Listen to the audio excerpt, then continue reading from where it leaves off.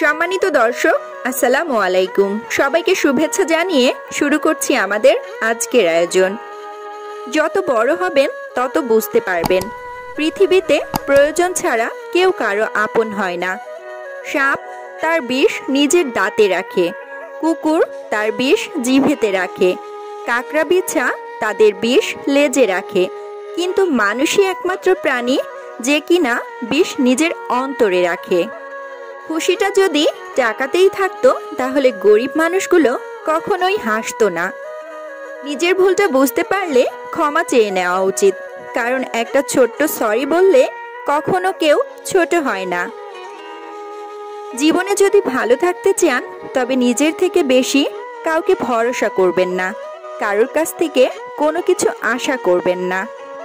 আপনার কষ্টগুলো যখন রাগে পরিণত হয় তখনই সবাই খেয়াল করবে, আর তখনই আপনি হয়ে যাবেন খারাপ একজন মানুষ।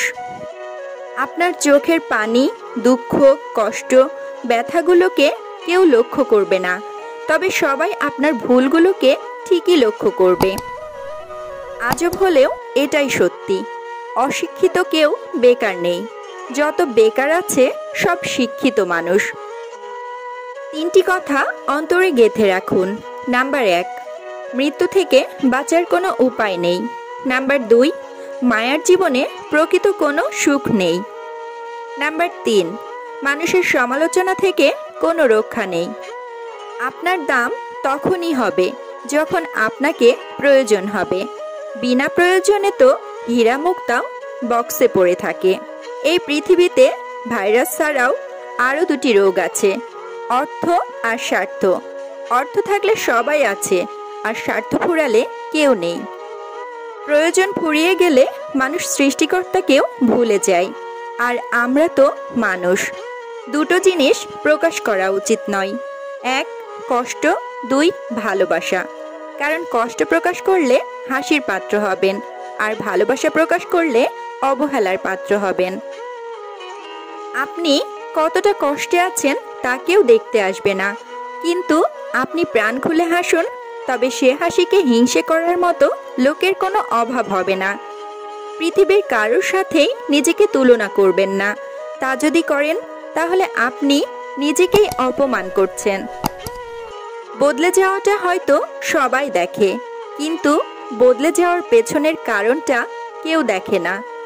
যে আপনাকে সত্যিই ভালোবাসবে, পরিস্থিতি যেমনই আসুক না কেন, সে আপনাকে কখনোই ছেড়ে যাবে না। সময় থাকতে প্রিয় মানুষটির মূল্য দিতে শিখুন, হারিয়ে যাওয়ার পর খুঁজে আর লাভ কি।